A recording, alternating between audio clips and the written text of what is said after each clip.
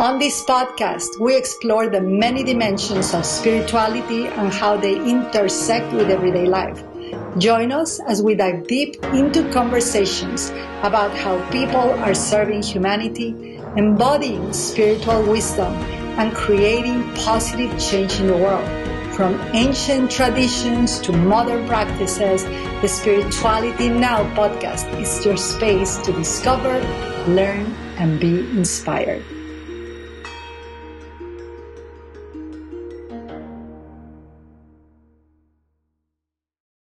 Welcome to the Spirituality Now podcast. I am your host.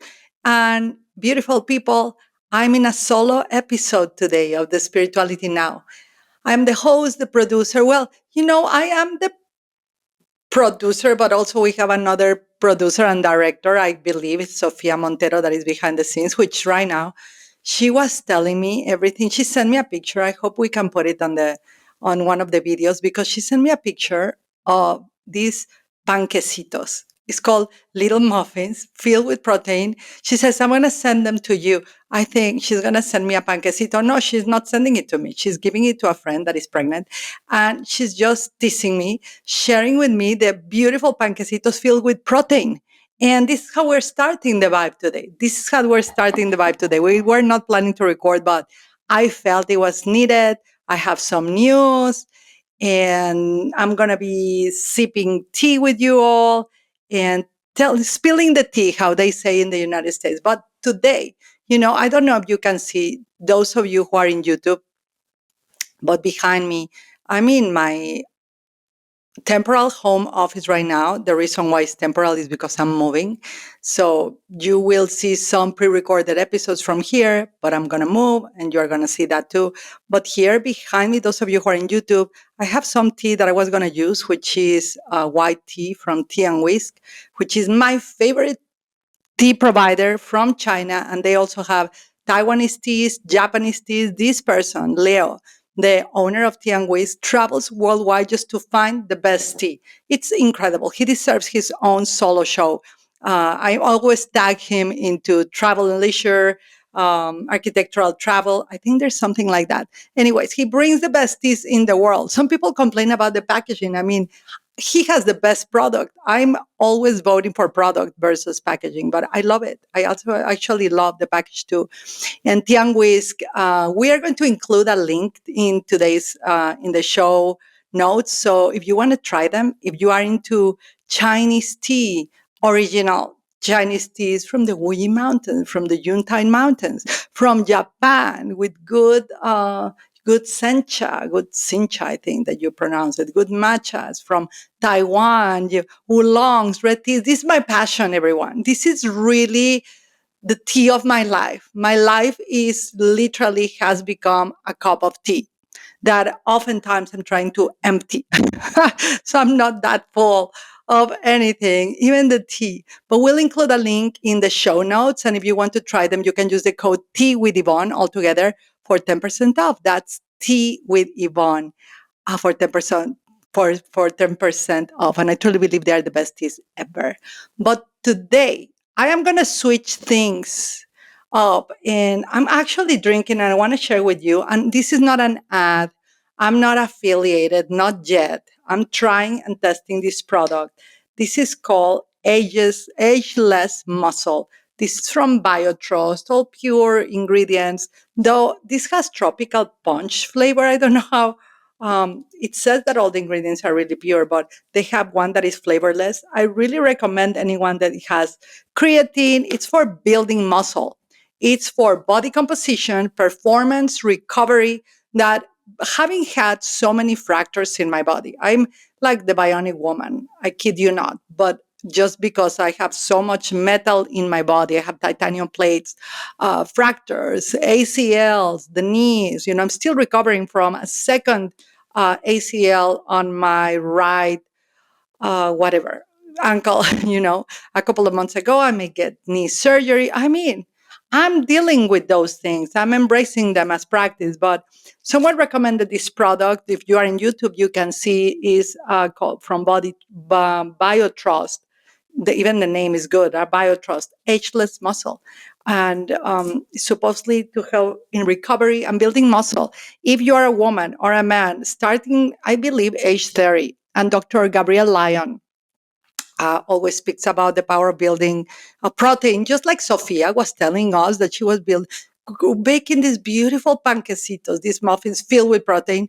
This is the thing right now. We need protein in our muscles, in our body, so we can perform and we can live a healthier life. I believe Dr. Gabrielle says that our health is equivalent to the health of our muscle. So I'm all in investing into protein right now.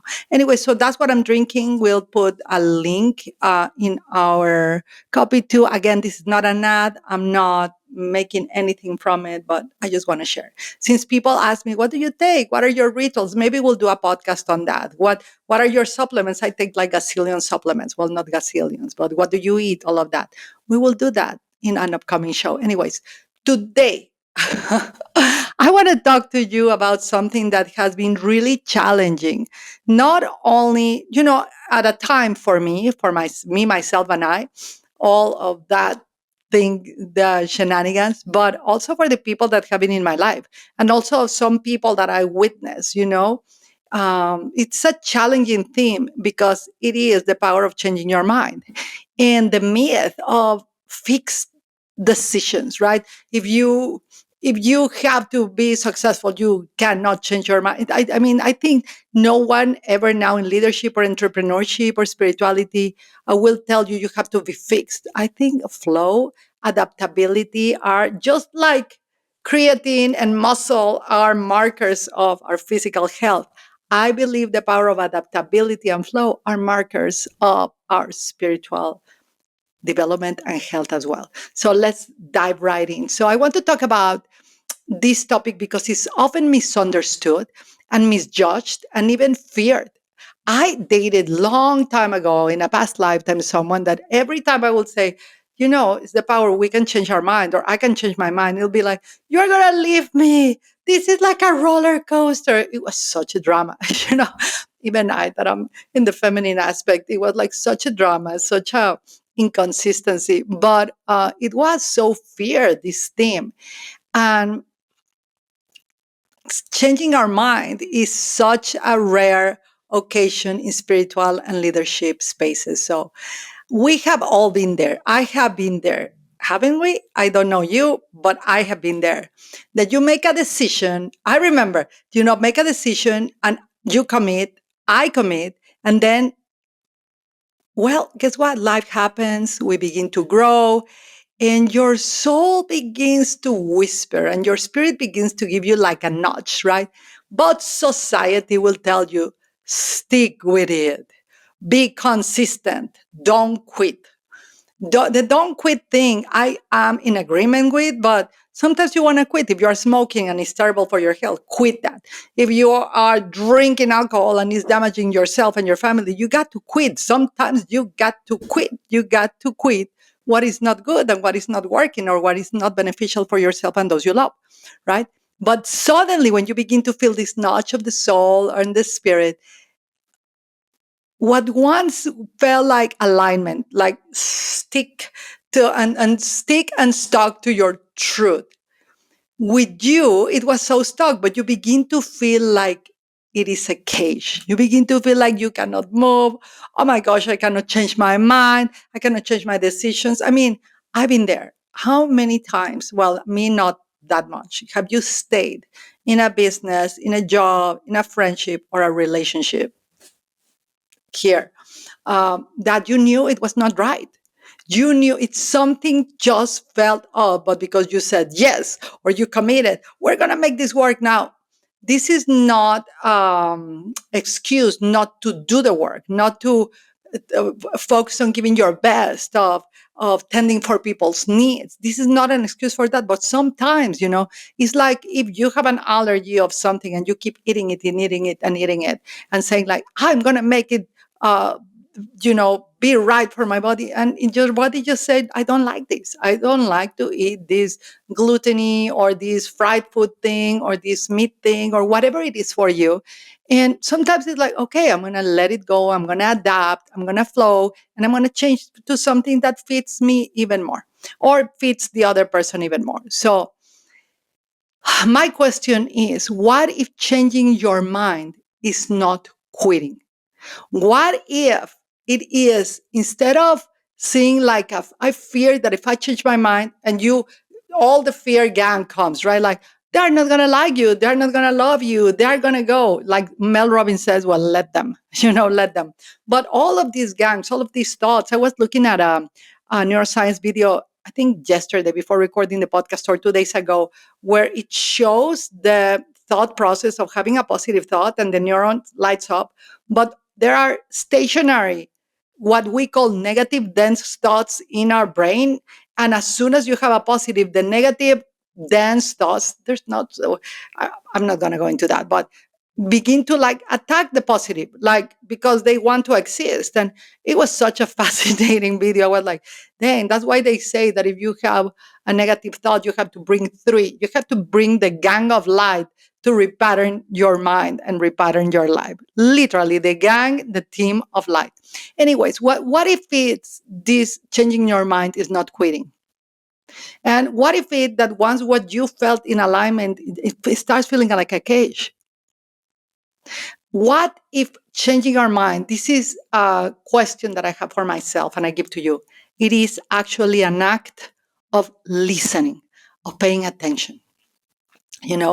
When I first worked many years ago, I was really fixed up, and some of our team members can tell you, I was quite like, maybe in my discipline, quite military, or that's what I've been told. For me, it was just discipline. I was like, wake up at this time and we do this and we don't drink and we did that. I'm like, and then refrigerator goes like this. I think that's more OCD and all of that. But anyways, so I was so stuck in like, I have to answer all the emails. I have to be like, just this like claiming for perfection that fits society, not the perfection of God, not the perfection of we are all perfect, created by the divine, by the Almighty, all of that. No, but the perfection that is just fabricated by society. And I was so stressed, such an anxiety trying to live that way. And I began to work with my first ever one-on-one mentor. Okay. His name is Mr. Brian Tracy. My first one-on-one mentor, I worked with him one-on-one for 6 months. They literally changed my life. At that time, I remember I had saved up everything I had, thousands of dollars, every cent, and it was a no-brainer. It was a leap of faith. It was a faith in action move. And I invested that into his mentorship. And that money just when you invest in something that is great for your soul, it always, the return of investment comes back. I didn't even have that in mind. I didn't even think, it was totally a leap of faith. But through him, imagine the doors that opened. I had a one-on-one session with Mr. Stephen Covey. Google him if you don't know him, my young fellow citizens, and also study with Tony Robbins. So he led the door to meet incredible humans. He actually also wrote a testimonial for one of the books that I co-wrote called Stop Wasting Your Time and Start Doing What Matters Most, that I co-wrote with Jeffrey Krug, which was my mentor of time management that I met through Brian Tracy. You see what happens when you change your mind, and when I did all the investment. Anyways, but it all started with one decision to pivot. And I believe that pivoting and changing your mind are like such treasures. So Mr. Brian Tracy used to tell me, nothing is set in stone. You can change your mind. It's one of his principles that he kept talking. And in his beautiful voice, he will say, you can change your mind. I'm always admiring people that speak so softly because I'm so passionate that it doesn't come through like that. But he will say, I will be like, but how will I change my mind? I already committed. I have to follow through. I have to stay with this person. I have to. And he said, no, you don't have to. You are choosing to, but you can always change your mind. And he added this, you can change your mind and be responsible for the consequences. That's what made a click in my mind. Like, do I want the consequence of this? Can I, in a future vision in my mind, can I be responsible for this and this and this? Do I want that responsibility? Can I be responsible for that? I am willing to be responsible. What is the cost for this? What is the benefit of this? Is this benefiting all? Is this benefiting only me? So it's a full spiritual process. And from there, you can pivot. And he taught me that the power of the pivot is not flaky. It's truly about faith, which I'm all about that. It's not about avoidance. It is about alignment. And recently I wrote an article. Actually, we're going to be opening Substack. I have a Substack. I haven't been investing on it yet. I have a pending Patreon to open that people want me to open just to bring my work of the sacred geometry codes. But I did an article. I think you can find it on LinkedIn or Facebook or my Instagram, where I speak about faith being feminine and action being masculine. So if you want to read that, just go to my Instagram page or my Facebook. You can find it there. Anyway, so he told me that the pivot, changing your mind, it is an act of faith. It's not avoidance. It's about alignment.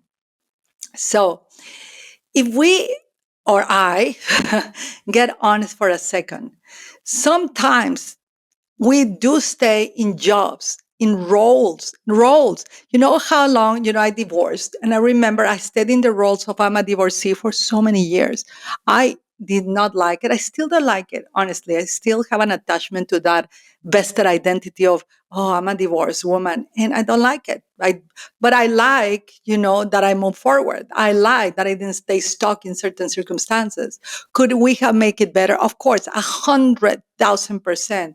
And but I cannot stay in that role. I cannot stay in a role of blaming, of judging someone else, or making someone else because of my choices an enemy. I refuse to do that.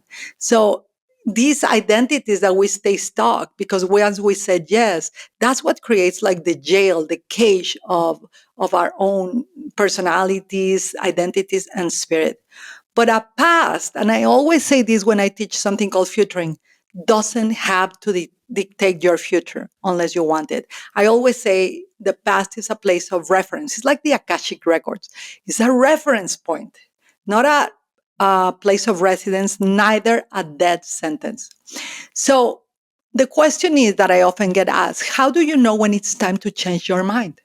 Well, number one, when peace is replaced by self-created suffering, by a pressure that doesn't help you grow, but by a pressure that doesn't let you grow, by anything that oppresses you, but not that expands you.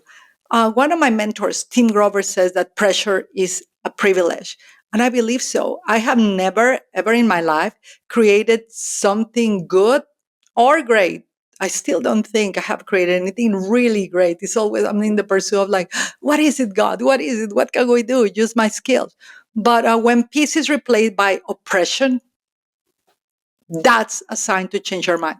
Number two, when your body starts whispering, this is. I'm telling you, oh, I've been into health most of my life, not all of my life, right? I've been into green juicing. I was raw vegan. I studied nutrition, all of the things.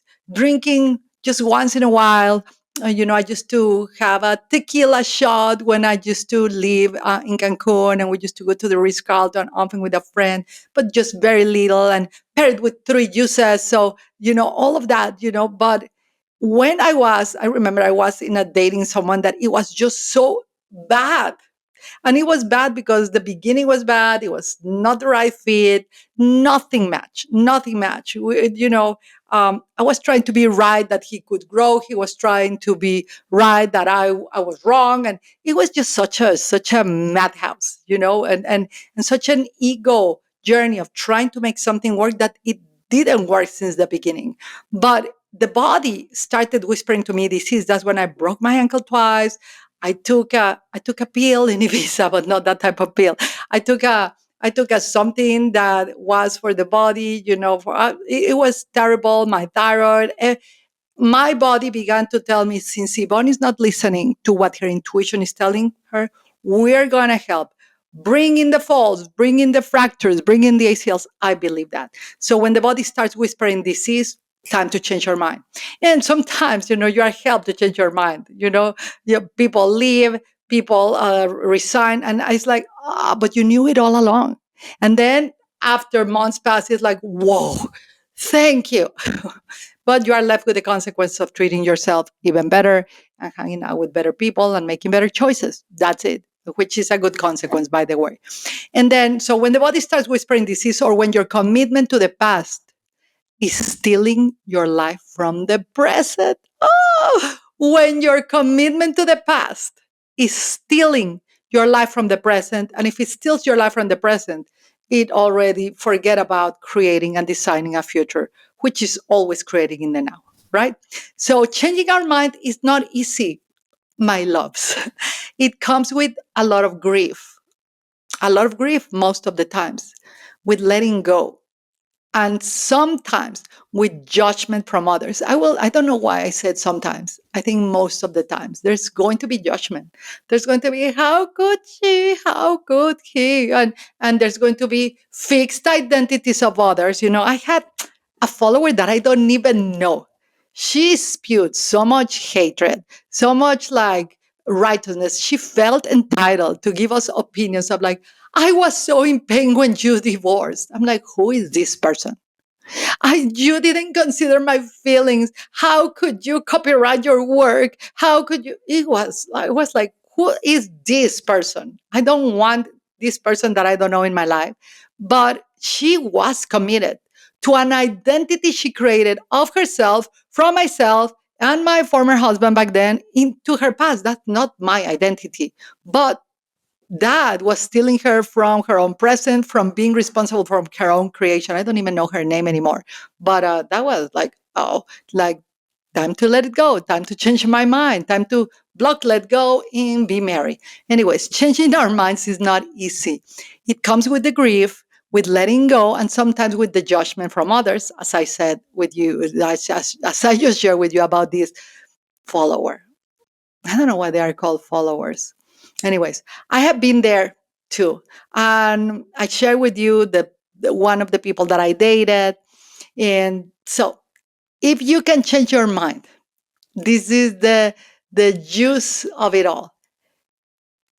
It's not that you are not committed, but people are going to judge you like, you changed your mind, you were not committed, all of that. And yet, you're going to see how you were the most committed person in the room. I know I was.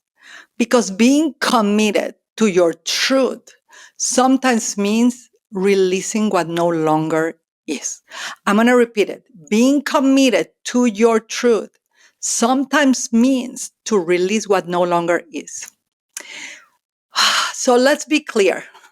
Changing your mind is not an excuse for spiritual bypassing, okay? Nor for abandoning responsibility.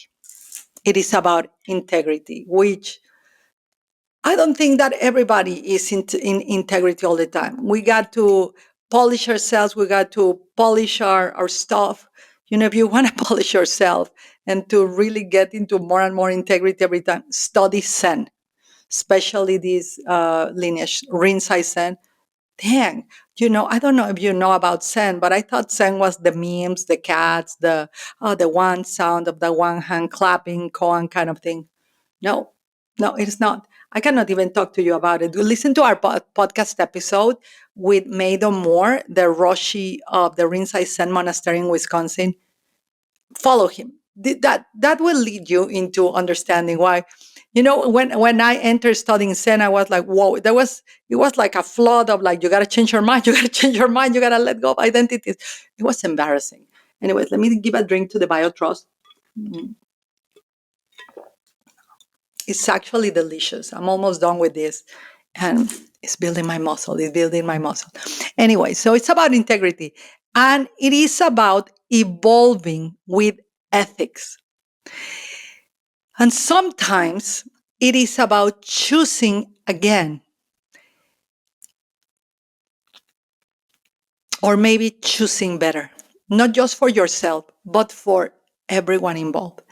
I'm going to tell you, long time ago too, after this non-committed, like the most weird dating, a person that pretended to be nice, but it was just such like, it just wasn't a fit. Afterwards, I dated someone that he was a really genuine, great person. But, his health choices were not the best, not only for anyone around him, but for himself. With the path that he was taking, he could have gone into every terrible thing. And I had to make a choice. Do I want to date someone like that?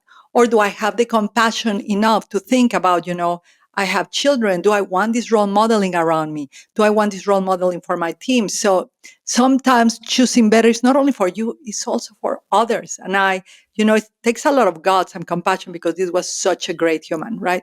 So if you are listening today to the podcast and you are feeling, or watching us in YouTube, and you are feeling stuck in something once you chose, this is an episode of permission. That's it. This is a permission episode, a loving kind of nudge, a sacred sip. Like when I do my sips of my tea, a sacred sip of trust and of trust in yourself, on trust in humanity, on trust in the future, on trust in your capabilities, in your skills, and that you will make it through and come out of this situation much better. You can change your mind. And when done with care, with presence, and with consciousness, it can be the most committed, courageous thing to do, I believe. So, anywho, let me have another sip of building my muscle, of changing my mind, of changing my muscle. And before we close, I want to spill a little tea, literally and figuratively, talking about changing our minds. Well, number one, I don't know when this podcast is coming out, but my book, Faith in Action, should be out. I think it should be out. Anyways, my book, Faith in Action, The Power of Transforming Your Life, is out. Book is in English and in Spanish. And then, I like the slogan that we self-published through our own publishing company called Brilliant Futures Publishing.